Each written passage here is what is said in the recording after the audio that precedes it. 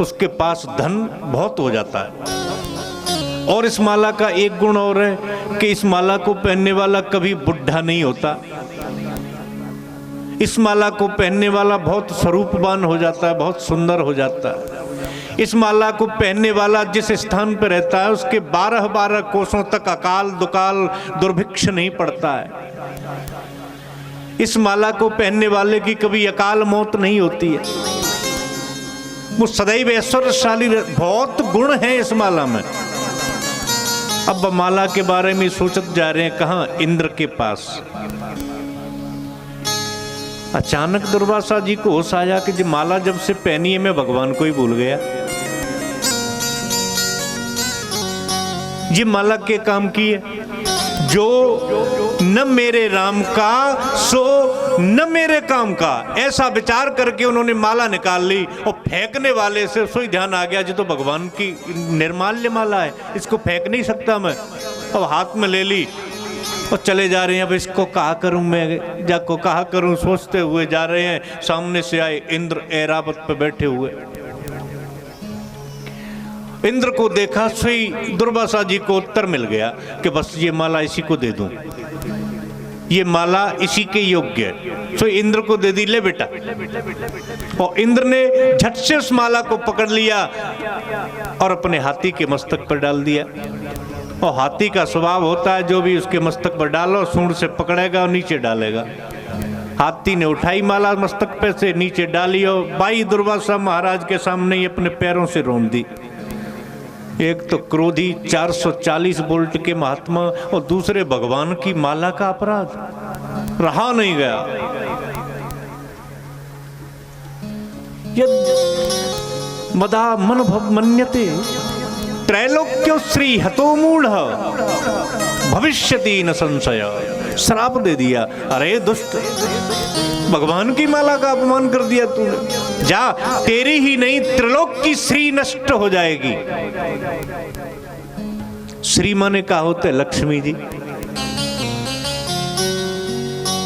तो सबसे पहले तो इंद्र के गहने गुड़िया, जो मुकुट मणिबंद बाजूबंद पहने, सब गायब, सब गायब। मणिया हार सब कुछ चला गया इंद्र से। अब जैसे इंद्र के साथ हुआ वैसा ही सब देवताओं के साथ हुआ। इन कपड़े भी बहुत अच्छे पहनते थे, तो अच्छे वस्त्रों में भी श्री का निवास है। सही देवतन के वस्त्र गायब रह गए, दिगंबर रह गए, बिना कपड़ों के देवता। तीनों लोकों को साप दिया था, इसलिए पूरी पृथ्वी पर जितनी वनस्पतियां थीं, हरे पेड़ पौधे थे, सब नष्ट हो गए। तालाब सरोवर नदियां थीं, वो सब सूख गए, समुद्र सूख गए। केवल एक समुद्र रह गया, क्षीर सागर, जिसमें भगवान रहते हैं। अरे और तो और इस संसार में जितनी भी सुंदर वस्तुएं थीं वो भी सब चली गई। भगवान, एक और विचित्र घटना घट गई। कौन सी? कि लक्ष्मी मैया नारायण भगवान के चरण सेवा कर रही थी, और जैसे ही श्राप लगा, बेऊ छोड़ के भगवान के चरणों को शेष पर्यंक पर रख करके और बेऊ क्षीर सागर में चली गई। भगवान अकेले, अब देवता भरे बिना कपड़न के, दिगंबर स्थिति देवताओं की। रोते हुए ब्रह्मा जी के पास आए। ब्रह्मा जी बोले कि अब क्या करें, मेरे पास तो कोई इलाज नहीं है, कहाँ चलेंगे? चलो क्षीर सागर में। सब गए क्षीर सागर में। तो भगवान पहले देख के तो हंसे, फिर कहने लगे क्या हुआ? महाराज, दुर्वासा जी ने श्राप दे दिया और हम तो ऐसे हो गए। भगवान बोले, अरे मूर्खो, वो महात्मा पहले से ही क्रोधी, उनके साथ ऐसा व्यवहार। महाराज वो सब तो हो जाएगा, क्षमा याचना कर लेंगे, लेकिन अब हमारो कहा होगो। तब भगवान बोले कि क्षीर सागर का मंथन करो, उससे क्या होगा कि लक्ष्मी जी का फिर जन्म होगा। ये जो मंथन हुआ है नहीं, समुद्र मंथन, ये अमृत के लिए नहीं हुआ, अमृत भी निकला है, लेकिन अमृत का लोभ दैत्यों को दिया था। देवताओं ने लक्ष्मी जी के लिए मंथन किया है।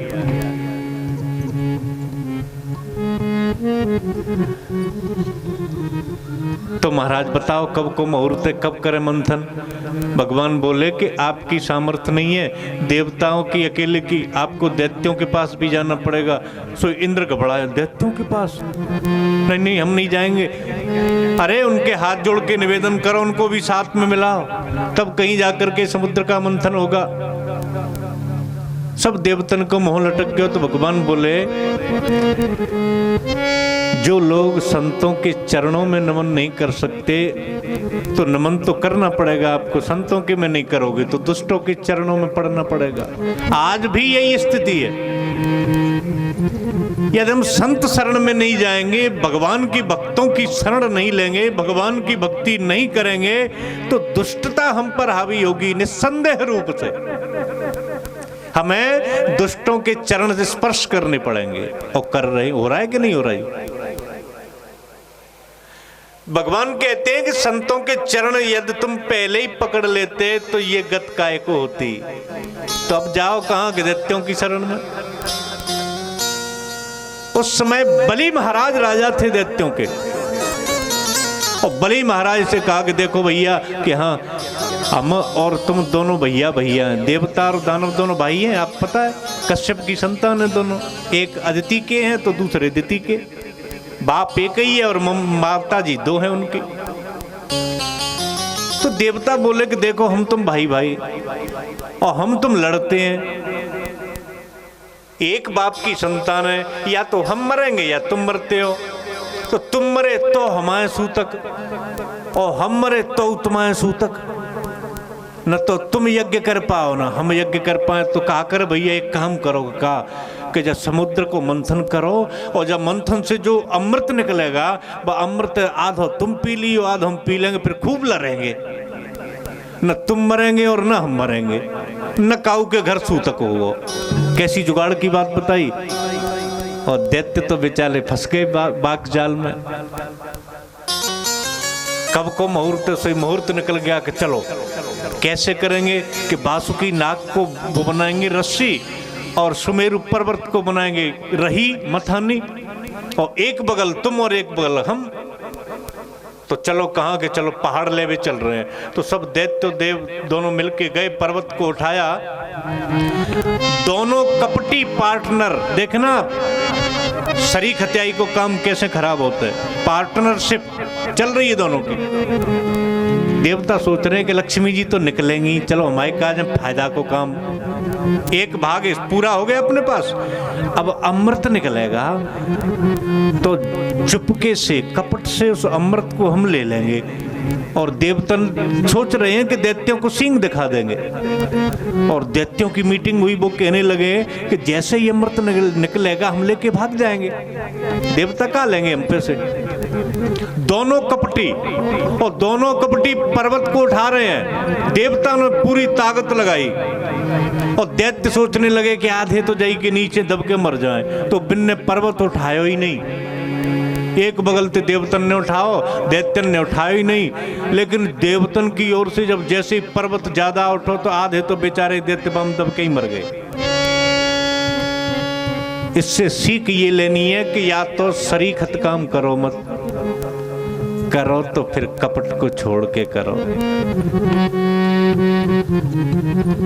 भगवान अजित स्वयं गरुड़ पर रख करके सुमेरु के लाए और समुद्र में डाला। बासुकी नाग को भी लोभ दिया कि तुम्हें भी 2 बूंद दे देंगे अमृत की, तो वो भी आ गया बेचारा। अब देवता आपस में सोचने लगे कि इस नाग की पूंछ को कौन पकड़ेगा। भगवान ने युक्ति बताई कि तुम पहले मोह पकड़ लियो,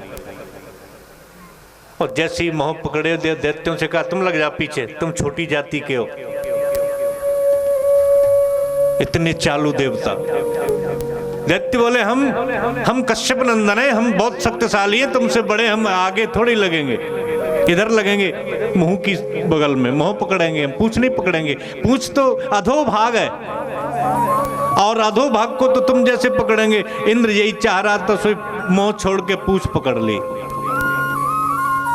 इसलिए सामाजिक कार्य में इससे भी शिक्षा लेते चलो आप पूरे समुद्र मंथन से।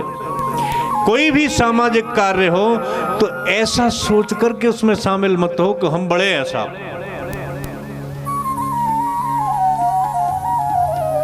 और बड़े होंगे तो घाटा होगा। रहीम बाबा कहते हैं, रहीमन बड़े न हो जिए, बड़े हो सुख नाहि। कैसे? छोटे बछड़ा पय पिए, बड़े हो भुस खाए। आगे लग गए बेचारे। और जब समुद्र मंथन हुआ तो जैसे ही सर्प की जहरीली प्राणवायु निकली तो पहले से कारे और प्राणवायु तो और धुत्ते गए। बोलो जय सिया राम। अब सोचने लगे कि हम बड़े नहीं बनते तो अच्छे रहते। मंथन होने लगा, लेकिन प्रयास असफल रहा। मंथन कैसे हुआ? पूरी ताकत लगी दोनों बगल से, देवता लोग खींचे और खींचते दूर तक चले जाएं। फिर दानव दैत्य खींचे, वे खींचते हुए दूर दूर तक चले जाएं, लेकिन पर्वत हिले तक नहीं। नारद जी ने कहा कैसे नहीं हिलेगा, भगवान का नाम ले। दैत्य बोले भगवान का हम नहीं लेंगे, हम अपने भगवान का लेंगे। तो ठीक है, फिर देवताओं ने ताकत लगाई, आप लोग भी लगाओ, मंथन कर लें। बोलो, देवता लोग बोल रहे हैं जय जय रघुवीर, जय जय रघुवीर। सख्त सोए रहे। बुरो नाम है का जी, कोई बुरो नाम तो ना? आप लोग सोए रहे हो कि जग रहे हो? ईमानदारी से बताइए। पता नहीं है, बता दो सो रहे हो कि जग रहे हो। बोल के जय जय रघुवीर, जय जय रघुवीर। अब दैत्यों ने आवाज लगाई, अब बोलेंगे आप हर हर महादेव, हर हर महादेव। अब जैसे ही मंथन निकल हुआ प्रारंभ और समुद्र में से निकला। देखो मंथन काय के लिए कर रहे हैं? देव दानव अमृत के लिए तो कर रहे हैं। लक्ष्मी जी तो पर्दे के पीछे की बात है, लेकिन चौरे में काय के लिए कर रहे हैं? अमृत के लिए। अपन लोग कोई भी काम करते हैं, क्यों करते हैं? ताकि हमें सुख मिले। सुख मिलता है क्या? जहर मिलता है, दुख मिलता है। तो अमृत के लिए जो मंथन किया और उसमें से निकल पड़ा भयानक कालकूट विष। अब जले जाएं सबरे देव और दानव। और जैसे ही देवता दानव जले, भगवान के पास पहुंचे, हे भगवान बचाओ, हे प्रभु बचाओ, इस कालकूट विष से हमको बचाओ। तो भगवान बोले कि मेरा इसमें कोई सामर्थ्य नहीं, मैं नहीं बचा सकता। तो जब इसको कहा होगा तो भगवान बोले कि पहलम पहल जो पूड़ी सिकते हैं बाको अछूतो निकाल हो जाते हैं। निकालते मतलब है, अछूतो निकालना जानती हैं सब? अछूतो निकलते भगवान को भोग। तो भगवान कहते हैं कि पहले जो वस्तु निकलती है और यहाँ पे तुम्हारा जो पंडित जी है, गुरु जी है, वाद्य हो जाए, गुरु जी को दे दो। और जैसे ही गुरु जी का नाम सुना, सोई बृहस्पति जी को मोह लाल निकल आओ। तो जब कालकूट हम पिएंगे। शुक्राचार्य जी घबराए गए, सोचने लगे कि मैं तो दैत्यों का गुरुओं को वो नहीं पिला देंगे। बृहस्पति जी घबरा रहे हैं कि कहीं मैं देवताओं का गुरु हूं, मुझे नहीं पिला दें। अब दो गुरु भागे। तब भगवान ने बोला कि मैं इन गुरुओं की बात नहीं कर रहा हूं। एक परम गुरु है, कौन? तुम त्रिभुवन गुरु वेद बखाना, वंदे बोधमयम नित्यम गुरुम शंकर रूपिणम, यमाश्रितो हि वक्रौपि चंद्रः सर्वत्र वन्द्यते। गुरु कौन है? शंकर भगवान। शंकर भगवान तो भगवान कृष्ण के गुरु हैं। अन्यान्य पुराणों में कथा मिलती है कि कृष्ण भगवान राजनीति सीखने के लिए भगवान कृष्ण के पास पहुंचे, शंकर भगवान के पास। कृष्ण भगवान शंकर भगवान से राजनीति सीखने के लिए पहुंचे। अस्त्रों की चक्र कहां से आया कृष्ण भगवान पे, पता है आपको? अस्त्रों की शिक्षा भी शंकर भगवान से मिली है मेरे कन्हैया को। धनुष चलाना सीखे तो सांदीपनी मुनि ने सिखाए, लेकिन धनुष के कुछ आयुध, कुछ बाण, कुछ शक्तियां शंकर भगवान ने दी। इनको कहते ही हैं कि भोले बाबा भोले हैं, इतने भोले भी नहीं है, बड़े होशियार हैं। एक भक्त ने लिखा है भोले बाबा के बारे में, इनके परिवार की जो स्थिति आपने देखी भोले बाबा की। भोले बाबा का वाहन क्या है? नादिया। और धर्मपत्नी माने जगदम्बा मां भवानी का वाहन क्या है? शेर। ईमानदारी से बताओ, कहूँ एक ही कमरा में एक ही घनोटे पे बैल बांध दो, भई बांध दो, शेर सवेरे कहाँ मिलेगा? हाँ, और देखो बड़े बालक का वाहन मोर, और भोले बाबा के गले में सांप, और दोनों एक ही बकस में बंद कर दो तो कहा होगा? अच्छा, छोटे बालक गणेश जी का वाहन चूहा, और भोले बाबा के गले में सर्प। चूहा और सर्प दोनों, कैसी जुगाड़ की बात है। लेकिन भोले बाबा बड़े चालू। क्यों राखी व्यवस्था? ऑटोमेटिक माने स्वसंचालित व्यवस्था है। बैल पर शेर राखे,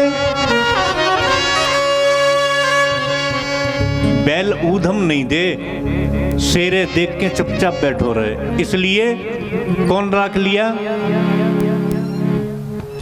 मूसे पर सांप राखे, बैल पर शेर राखे,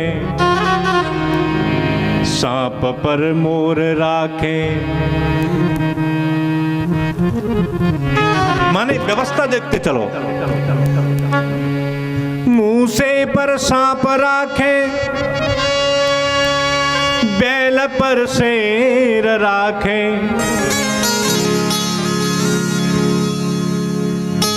बैल ऊधम इसलिए नहीं देगा कि शेर से भयभीत होगा। सर्प इसलिए ऊधम नहीं देगा कि उसके ऊपर मोर है।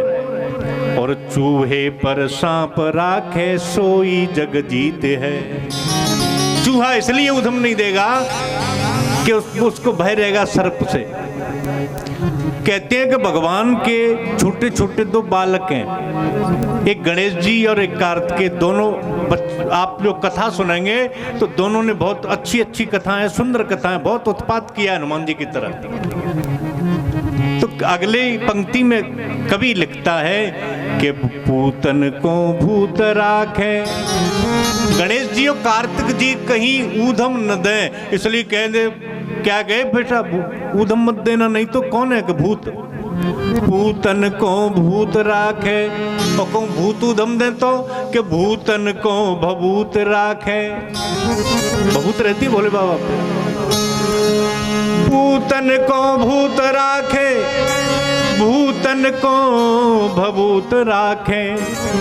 विष को पीयूष राखे, ये ही जाकी राजनीति है। विष है भोले बाबा के, कहाँ विष? कंठ में। पीयूष माने अमृत कहाँ है? ऊपर। तो विष ऊधम नहीं देगा, क्यों? क्योंकि अमृत है ऊपर। काम पर बाम राखे, कामदेव एक बार जला दिया दोबारा नहीं आएगा, क्यों? क्योंकि मेरे साथ मेरी धर्म पत्नी है। काम पर बाम राखे, आग पर पानी राखे। आग कहाँ है? तीसरे नेत्र में। पानी कहाँ है? ऊपर। काम पर बाम राखे, आग पर पानी राखे। कैसी विचित्र राजनीति। अब कहते हैं भोले बाबा भोले थोड़े ही हैं। ऐसी व्यवस्था करी कि तुम आपस में ही बने रहो। ऊधम मन दो और मुझे भगवान को ध्यान करने दो। ए हो भगत ज्ञानी देखो शंकर की राजनीति, सब विधि है लायक पर राखे राजनीति है। ए हो भगत ज्ञानी देखो शंकर की सावधानी, सब विधि है लायक पर राखे राजनीति है। वंदे बोधमयं नित्यं गुरुं शंकर रूपिणं, यमाश्रितो हि वक्रौ अपि चंद्रः सर्वत्र वन्द्यते। तुलसी बाबा ने यही लिखा है। तो भगवान ने कहा कि ये जो विष सबसे पहले निकला है इसको गुरुजी को दे दो। अब शंकर भगवान को तो दैत्य भी मानते हैं और देवता भी मानते हैं, तो सब पहुंच गए। देव देव महादेव भूतानां अभयंकरः, त्राहिणां शरणापन्नः, त्रैलोक्ये दहनद्विषाः। हे भोले बाबा हम तुम्हारी शरण में हैं। ये ऐसा विष निकला है कि तीनों लोग जल करके भस्म हो जाएंगे। भोले बाबा बोले कि तो हम क्या करें, होते तो हो जाने दो।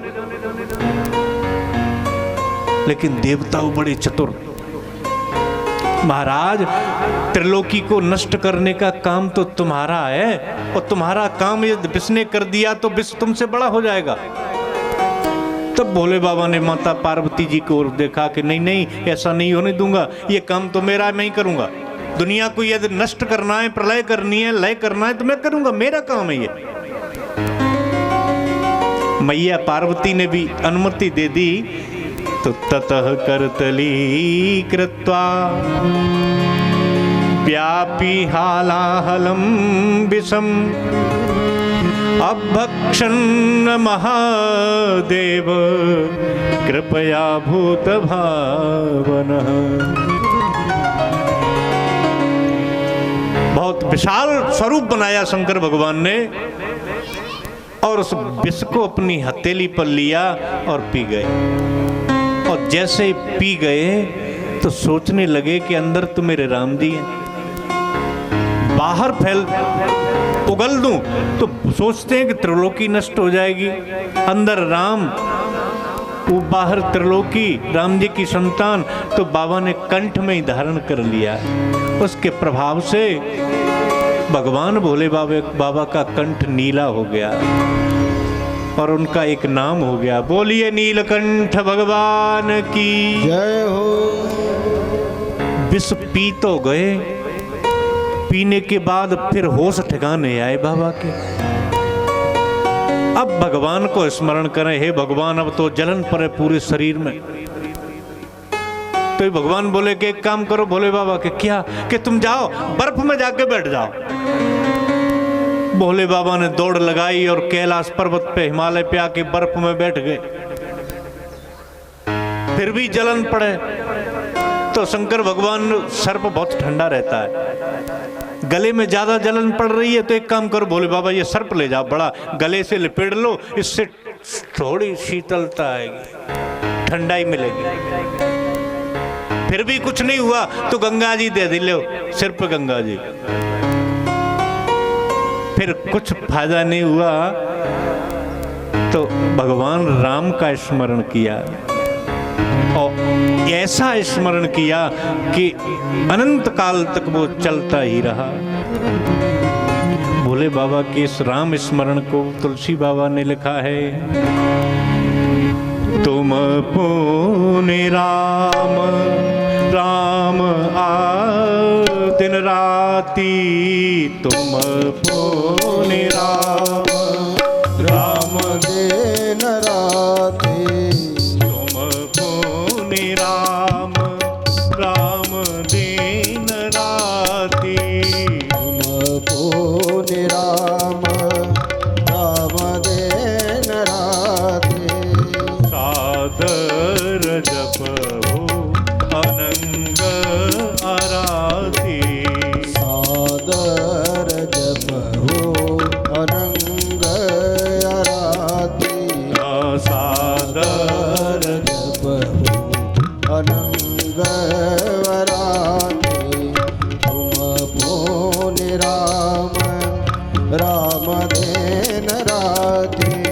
राम देन राखे, राम देन राखे। जहर से मुक्ति मिल गई देव दानवों को, लेकिन अब भगवान ने कहा कि अब करो मंथन। तो सबन की एक एक बैंत जीव बाहर निकली, डरी, सब परेशान हो गए। महाराज अब हमारे काबू से बाहर। तब भगवान स्वयं अजित रूप में प्रकट हुए और मंथन किया। अब आप लोग ये देखते रहना कि बेईमानी हुई है समुद्र मंथन के रत्नों में कि नहीं हुई है। देखना हुई है तो किसके साथ हुई है। मंथन किया भगवान ने। अब तो सबसे पहले निकली माता, गौ माता, जहर के बाद में। जैसे ही गौ माता निकली तो वो ऋषिगण ले गए। कल्प वृक्ष निकला। जैसे ही कल्प वृक्ष निकला तो सबने कहा हम लेंगे, हम लेंगे, हम लेंगे। तो कह दिया एक काम करो कि क्या इसको देवताओं को दे दो। कल्प वृक्ष देवताओं को दे दिया। उच्चैश्रवा नाम का घोड़ा निकला, बलि राजा ने ले लिया। गिनती करते चलो आप। कौस्तुभ मणि निकली।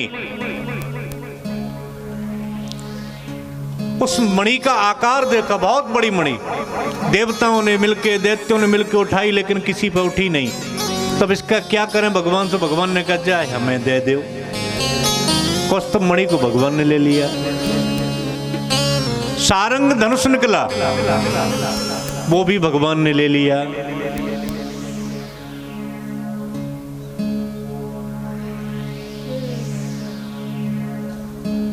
चंद्रमा निकला।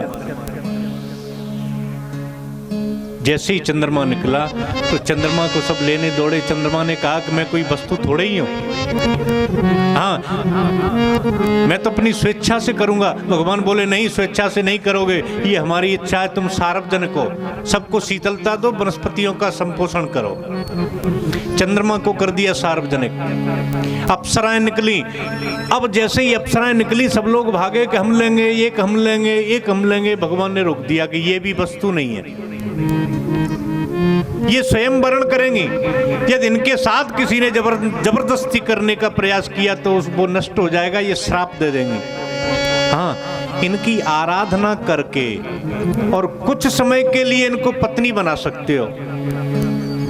स्थायी रूप से ये आपके पास नहीं रहेंगी। माने अप्सरा निकली, वो भी सार्वजनिक कर दी। हाथी निकला ऐरावत, जिसको इंद्र ने ले लिया।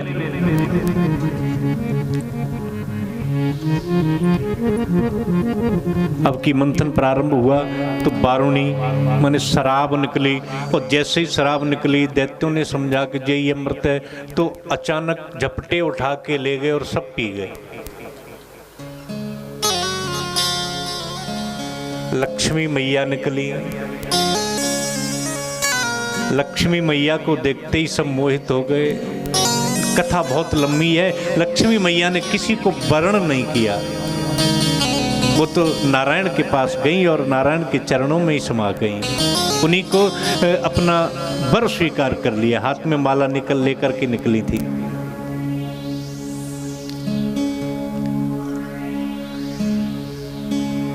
अब आप ये देख लो, देवताओं के राजा को मिल गया घोड़ा, हाथी, और दैत्यों के राजा को मिल गया घोड़ा। ऋषियों को मिल गया, देवताओं को मिल गया। माने देवताओं को अभी तक कुछ नहीं मिला, दैत्यों को शराब मिल गई, केवल देवता रह गए। अब ऋषियों को मिल गया, सार्वजनिक वस्तुएं हो गई, दैत्यपति ले गए, देवाधिदेव महादेव भी ले गए, इंद्र भी ले गया, लेकिन अकेले देवता रह गए जिनको अभी तक कुछ नहीं मिला है। अब जैसे ही धन्वंतरी निकले, उनके हाथ में अमृत का कलश और आयुर्वेद था, जो बाद में वेदों में जोड़ा गया। इन दो चीजों को लेकर के धन्वंतरी निकले तो सब लोगों ने पहले तो जयकार लगाई, बोलो धन्वंतरी भगवान की जय हो। और अमृत का कलश दैत्यों ने छीन लिया और लेकर के भाग गए। अब आपस में कलह होने लगी कि मैं पीऊंगा, मैं पीऊंगा। देवता दैत्य आपस में लड़ने लगे। तो एक ने कहा कि राजा को पिला दो। सबसे पहले कौन पिएगा? का राजा बलि। तो एक शक्तिशाली असुर कहने लगा, बलि राजा क्यों पिएगा? जितने अपने मेहनत की है उतनी उसने की है, और दूसरी चीज उसने अपना भाग उच्च सर्वा घोड़ा ले लिया, राजा पहले नहीं पिएगा। मतभेद हो गया राक्षसों में, दैत्यों में, आपस में लड़ने लगे। देवता रोकर के भगवान के पास पहुंचे कि प्रभु अमृत तो गया।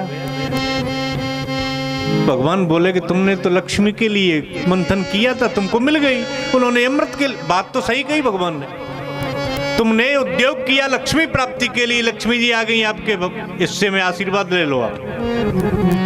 देवता बोले महाराज अमृत तो ठीक है, मैं देखता हूं, क्योंकि कहीं आसुरी शक्ति पनप गई, अमृत पी गए तो फिर सदैव तमोगुण का साम्राज्य हो जाएगा।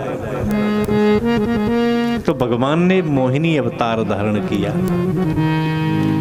हाथ में जिनके गेंद है, गेंद उछालती हुई आ रही हैं। किधर? इधर से दैत्य जा रहे हैं अमृत कलश लेकर के, उधर से मोहिनी भगवान आ रहे हैं, और एकदम झीने कपड़े पहने हुई हैं, जिनका अंग प्रत्यंग उन वस्त्रों से दिखाई दे रहा है। अति परम सौंदर्य लेकर के भगवान प्रकट हुए। जैसे ही दैत्यों ने देखा, आसक्त हो गए भगवान के स्वरूप पर, और हाथ जोड़कर के भगवान मोहिनी से कहने लगे कि वयम कश्यप दायादा भ्रातरम कृत पौरुषम विभज्यस्व यथा न्याय नैव भेदो यथो भवे। हम कश्यप के पुत्र हैं, आपस में इस अमृत के ऊपर लड़ रहे हैं। अब तुम मिले ही गई हो तो एक काम कर दो हमारा। भगवान बोले कि क्या काम कर दूं? कि ये जो अमृत है हम भाइयों में आपस में बांट दो, ताकि लड़ाई नहीं होगी। कि मेरा विश्वास कर लोगे कि हाँ? तो भगवान बोले कथम कश्यप दायादा, तुम कैसे कश्यप के बेटा हो?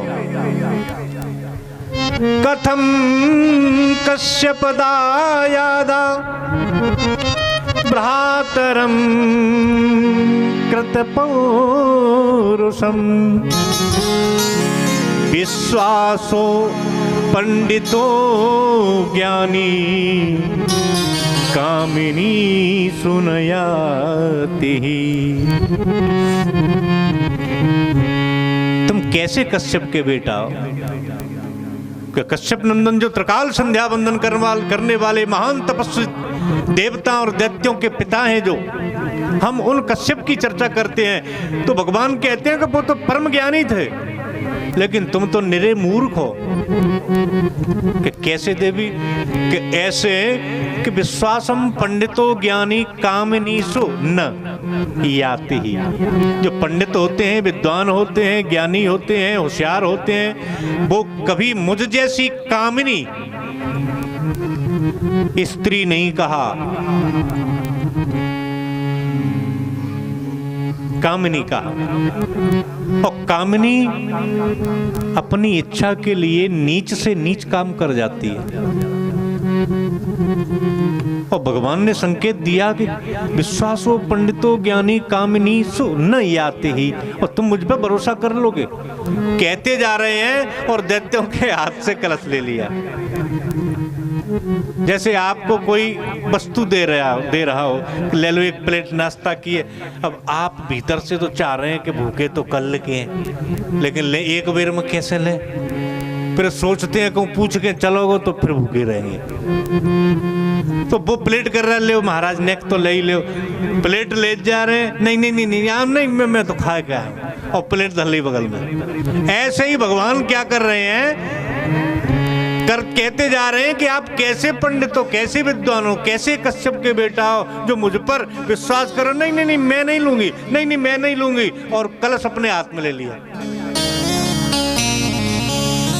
चलो ठीक है, तुम देना चाहते हैं तो बस दे दो, लाओ, मैं इसका वितरण कर दूंगी, लेकिन नियम पंक्ति बना के बैठ जाओ। और हाँ, राजा बलि से एक बात कही कि महाराज देखो, जो ऊपर को जो अमृत है क्षीर सागर में ते निकलो है, ऊपर पानी जम गो, गाढ़ो गाढ़ो तो नीचे ही भरो जाको, ऊपर पानी मिलमाए तो तुम कहो तो जब पानी मिलमाए पहले देवतन ने प्याय दो, और जो अच्छो भाव बचे को नीचे तरे को गाढ़ो भाई तुम पी लियो। बोलो जय श्री राम। बेचारे दैत्य भगवान की उस मोहिनी मूर्त पर आसक्त हो गए, विरोध ही नहीं कर रहे। देवताओं भी प्रसन्न होकर के पंक्ति बना करके बैठ गए। अब भगवान ने अमृत पिलाना प्रारंभ किया, पिलाते गए पिलाते गए। एक दैत्य बैठा था राहु नाम का, इसके 2-3 नाम है शास्त्रों में, सर्वभानु है एक नाम। उसने सोचा कि जी कलश तो औंधो भयो जाए रहो है, उल्टा हो गया, फिर जब बच्चे को कहा मायका जाए, पूरे ही खाली हो चला। अरे ये तो कोई गड़बड़ है, तो उसने देवताओं का वेश बनाया और जहां सूर्य और चंद्रमा बैठे थे उनके बीच में जाके बैठ गया पट्टा। तो सूर्य और चंद्रमा समझ गए कि ये देवता नहीं है। कैसे? काऊ बात की लाइन लग रही हो और लाइन लगी लगाई हो और जबरई ते को घुसे तो समझ लियो कि ये देवता नाम है।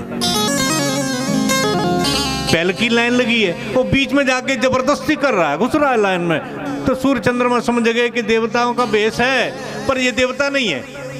नहीं तो बाद में बैठता, ये देवता होता तो जबरदस्ती से बीच पंक्ति में नहीं जबरदस्ती से घुसता।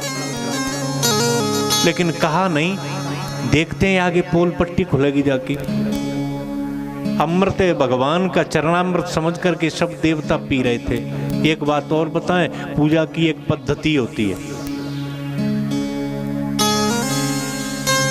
पूजा में दीपक किधर रखना चाहिए, घंटी किधर रखनी चाहिए, धूप बत्ती कहाँ रखें, जो द्रवित वस्तुएं हैं उनको किधर रखा जाए, चंदन कहाँ रखें, कैसे लगाएं, ये सब विधि निश्चित है। भगवान का चरणामृत कैसे लिया जाता है, आरती कैसे उतारी जाती है, किस अंग पर कितनी बार घुमाई जाती है, फिर पूरे शरीर श्री विग्रह पर भगवान के पे कितनी बार आरती, ये सब नियम है, फिक्स चीज है ये। और जो लोग जानते हैं वो करते हैं। आपको देखना हो तो सवेरे के समय आना, पंडित जी पूजा कराते हैं अंदर, आप पूजा की समस्त विधि देख सकते हैं। अब इन दैत्यों को ये नहीं पता था कि चरणामृत कैसे लिया जाता है। सब देवता तो जानते थे, रोजाना लेते थे। अब ये बेचारा पहली बार आया।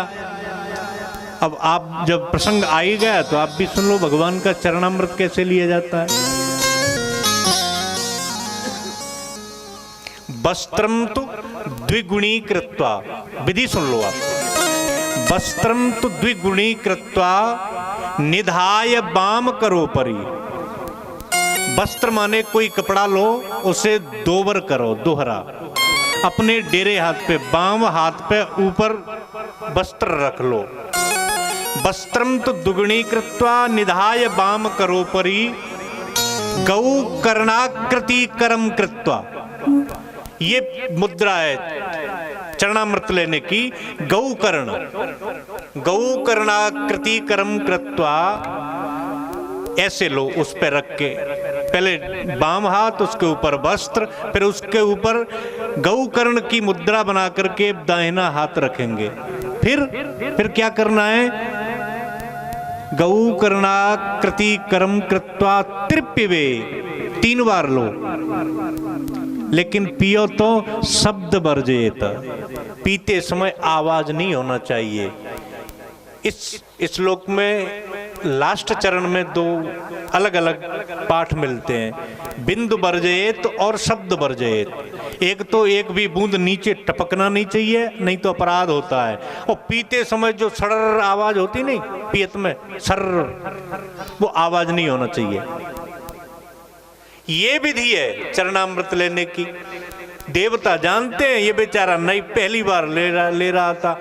तो सब देवता तो ऐसे ले रहे, जाने जे 500 कर दो ऐसे।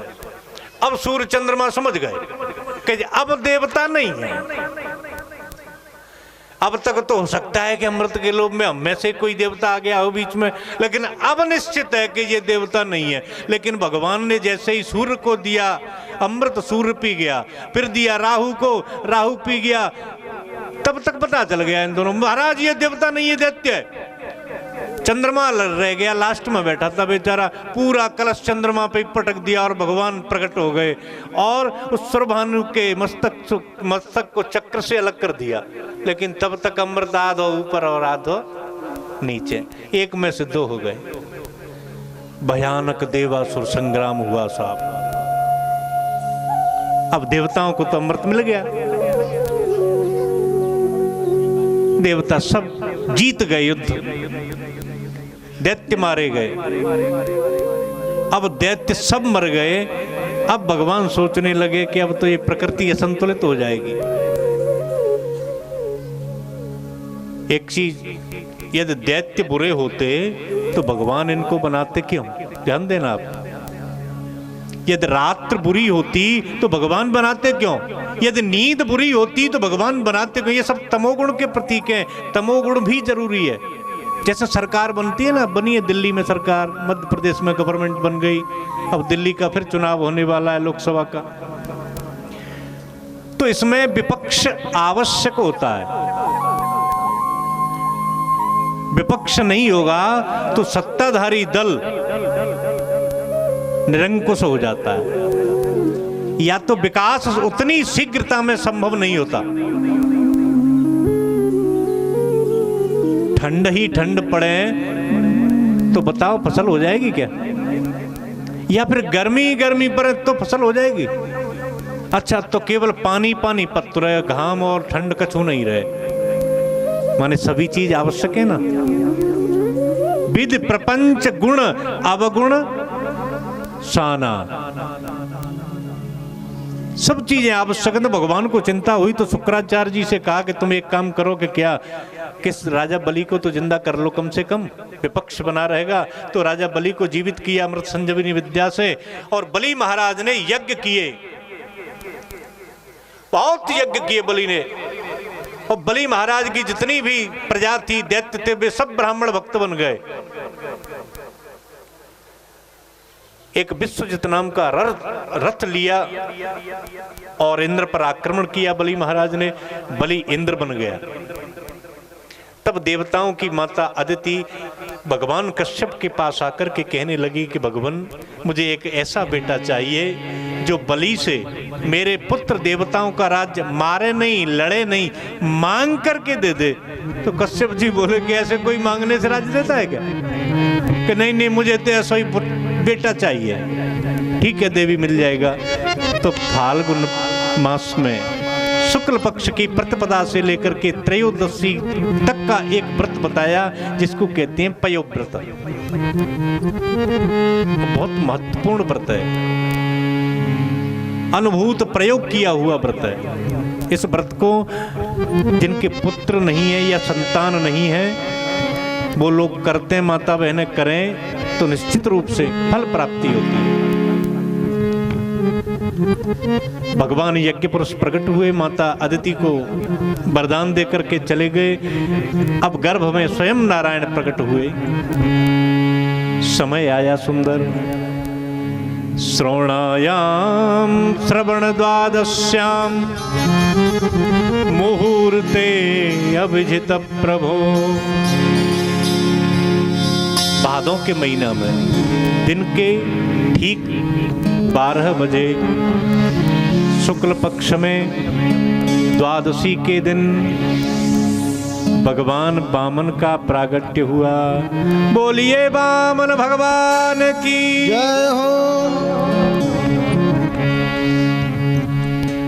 तम बटुम वामनम दृष्ट्वा मोदमाना महर्षय। समस्त पृथ्वी पर आनंद उत्सव मनाया जाने लगा। जितने ऋषि सिद्ध चारण थे मुनि थे, बहुत प्रसन्न हुए। कैसे हैं वामन भगवान? सुंदर सुंदर जिनके चरण कमल हैं कमल के समान, गौर वर्ण है, मुख कमल के समान सुशोभित हो रहा है, बड़े बड़े नेत्र हैं, कम मुखंठ है, बिंबा फल जैसे ओष्ठ हैं और मस्तक पर सुंदर सुंदर केस, काले काले घुंघराले केस हैं। ऐसे भगवान का दर्शन करने के लिए सब देवता आए और देवताओं को बड़ी भारी जल्दी राज्य प्राप्ति की, तो सब देवताओं ने भगवान को कुछ न कुछ भेंट दिया। देखो राम जी का जन्म आपने कई बार सुना होगा कथा में, भगवान कृष्ण का जन्म उसमें भी आप कई बार उपस्थित हुए होंगे, लेकिन काऊ देवता ने आज तक हमारे जो दो भगवानन को काऊ तरीका की भेंट न दी। लेकिन इतने स्वार्थी देवता कि जैसे ही वामन भगवान प्रकट भये और वही प्रकट ही हो जा रहे तो भेंट देवे आ गए। मैया सावित्री आई और उन्होंने जनेऊ दे दिया और एक अक्षमाला दे दी। दिशाओं के राजा ने भगवान वामन को छत्र दे दिया, चंद्रमा ने दंड दे दिया, पृथ्वी ने आसन दे दिया, माता अदिति ने पहना दी। कुबेर चले आए कि जो चीज जरूरी है वो कोई नहीं दे रहा, कि क्या जरूरी है, कि भिक्षा मांगनी, इनको भिक्षा पात्र तो दिया ही नहीं है। तो कुबेर ने आकर के भिक्षा पात्र दे दिया वामन भगवान को। अब भिक्षा पात्र खाली तो अम्मा जगदम्बा माँ भवानी कहने लगी अन्नपूर्णा कि भिक्षा पात्र खाली, अब भिक्षा में डाल दूं? तो भिक्षाम भगवती साक्षात उमादादंबिका सती, मैया अन्नपूर्णा ने जाकर के भगवान वामन को भिक्षा दे दी। बृहस्पति जी आए तो उनको गुरु मंत्र दे दिया, दीक्षा दे दी। भिक्षा को देने लगे गुरुजी को, तो गुरुजी कहने लगे कि बेटा ये तो बहुत कम है, मुझे तो बहुत बड़ी भिक्षा चाहिए। तो भगवान को स्मृति में आ गई कि मेरा अवतार किस लिए हुआ है, किस लिए कि बलि से राज्य मांग करके इंद्र को देना, जाओ बड़ी भीख मांग के लाओ। सोई वामन भगवान जाने लगे। कितने बड़े हैं टोटल? वामन अंगुल के। और वामन भगवान सीधे बलि की यज्ञशाला में पहुंच गए, सीधे ही पहुंचा गए। और जैसे ही बलि की यज्ञशाला के प्रधान द्वार पर पहुंचे तो सभी लोगों का ध्यान वामन की ओर चला गया। ऐसा प्रतीत होने लगा मानो कहीं दूसरा सूर्य उदय हो गया क्या। बलि तो आसन से खड़े हो गए, खड़े होकर के सीधे वामन के पास पहुंच गए, हाथ जोड़कर के स्वागत करते हुए कहने लगे कि हे भगवान, स्वागतम ते नमस्तुभ्यं ब्रह्मन् किं करवामते, ब्रह्मर्षि राम तपस्साक्षात् मन्ये त्वार्जवपुरधरम्। स्वागत है आपका हे ब्राह्मण देवता, आपका अनंत अनंत स्वागत है। कौन है आप? मैं आपको वंदन करता हूं। मुझे तो ऐसा प्रतीत होता है कि इस ब्रह्मांड में जितने ब्रह्मर्षि हैं उन ब्रह्मर्षियों की तपस्या आज पूंजीभूत होकर के और आपके रूप में प्रकट होकर के मेरे यज्ञ को सफल करने के लिए आई है। लेकिन भगवान बोले नहीं। प्रभु स्वरूप से आप एक बटुक दिखाई देते हैं, ब्रह्मचारी हैं, क्या कुछ दान लेने के लिए आए हो? भगवान मन में कहते हैं कि वो तो सब ठीक ही कह रहे हो तुम, तो प्रभु क्या चाहिए तुम्हें? जो आप मांगोगे वो मैं दे दूंगा। लेकिन वामन भगवान बोले नहीं। गाम कांचनम गुणवद्धामृष्टम, आप चाहें तो आपको हजारों गौए दान कर दूं। लेकिन वामन भगवान नहीं बोले। कांचनम, तुम कहो तो हम तुम्हें सोना दे दें, 2-4 गाड़ी भर के। लेकिन वामन भगवान फिर भी नहीं बोले। नहीं नहीं नहीं महाराज, आप कहो तो गुणवत धाम अमृष्टम, सोने का महल बना के दे दें आपको। लेकिन बावन भगवान फिर भी नहीं बोले। मुतबा विप्रकन्या, आहा, अब मेरी समझ में आ गई कि आप छोटे से हैं, आपका विवाह नहीं हुआ है। तुम कहो तो हम आपका विवाह अपने राज्य में से किसी श्रेष्ठ ब्राह्मण की कन्या के साथ करवा दें। भगवान मन में सोच रहे हैं कि बड़ी भारी देने की बात कर रहा है, अभी देख लेते हैं कितना देने वाला है। पैर पकड़ लिए बलि महाराज ने, देखो इंद्र आए गए ऊपर से, पैर पकड़ लिए, प्रभु कुछ तो मांग लो। तब वामन भगवान ने अपनी माला पूरी करी और कहने लगे, राजन क्यों नहीं कहोगे देने की बात? तुम्हारे पिता बैरोचन, जिन्होंने अपना प्राण देह तक दान कर दिया, तुम्हारे बाबा प्रहलाद की तो बात ही क्या है, उन्हीं के वंशज हो, तुम दानी तो हो गई। आपके लिए कौन सी बड़ी बात है, आप तो अपने प्राण तक देने को तैयार है। हाँ महाराज तुम मांगो तो सही। एक बात और बताएं, को कला होते मांगवे की, दूसरी की जेब से पैसा निकालना बहुत बड़ी ऊंची कला है, लेकिन ये कला भगवान में तो बहुत अच्छी है। एक पंडित जी थे, अत्यंत गरीब थे, तो किसी ने कह दिया कि तुम राजा भोज के पास चले जाओ, आपकी हर कामना पूरी करेंगे भोज राजा। चला गया बेचारा, लेकिन था विद्वान। राजा भोज ने पूछा, कहां से आए हो पंडित जी? हिंदी में पूछा भोज राजा ने कि पंडित जी महाराज कहां से आए हो? तो अपनी विद्वत्ता बताने के लिए ब्राह्मण ने उत्तर संस्कृत में दिया, कैलासात आगतोस्मि। कहां से आए हो? कि कैलाश से।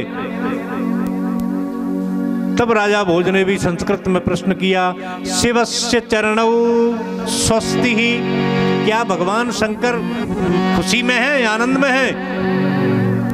तो कहने लगे पंडित जी, क्या बताएं राजन, शिवौ मृतः, शंकर भगवान तो मर गए। देखना कितनी सुंदर बात बताते हैं पंडित जी, शिवौ मृतः, भगवान का तो शरीर छूट गया। सोई भोज कहने लगा, ये तो पागल है, इसको कुछ नहीं दूंगा मैं, जो भगवान के मरने की बात करता है। मंत्री ने हाथ पकड़ के कहा, महाराज विद्वान ब्राह्मण है, पूछो कैसे मर गए, पूछ तो लो। हाँ महाराज जी बता दो, भगवान शंकर मर कैसे गए? कि कोई रोग था, व्याधि थी, पीड़ा था, क्या क्या परेशानी थी? कि हाँ अरे महाराज उनको बड़ा भारी भयंकर रोग था। कि क्या रोग था? कि उनको प्रेम रोग था। अच्छा ये कौन सा रोग है? अरे साहब पूछो मत, किससे हो गया उनको प्रेम? कि एक तो अपनी दुल्हन से हो गया, पार्वती माता से, और एक हो गया भगवान विष्णु से। तो प्रेम रोग से मर कैसे गए? कि आधा शरीर विष्णु भगवान ने ले लिया और आधा शरीर मैया पार्वती ने ले लिया। आप जानते हैं अर्धनारीश्वर पार्वती माता के साथ भोले बाबा, और हरात्मक स्वरूप भोले बाबा का भगवान हरि विष्णु के साथ। और हे राजन शरीर छूट गया, और इसी के तो मरना कहते, मैंने झूठ थोड़ा ही बोला। राजा बड़ा प्रसन्न हुआ कि हाँ बड़ा विद्वान ब्राह्मण है। एक काम करो, इसको 10,000 गाय, 10 सोने से बढ़ के गाड़ियां, 10 बीघा जमीन और 10 नौकर दान दे दो। मंत्री ने दे दिया, लेकिन मंत्री बहुत विद्वान, उसने कहा कि ऐसे विद्वान ब्राह्मण से तो और आनंद लेना चाहिए। तो एक बूढ़ी भैंस भी संग में दे दी गई इनके, बिल्कुल बूढ़ी भैंस, एक सींग तक नहीं बाकी।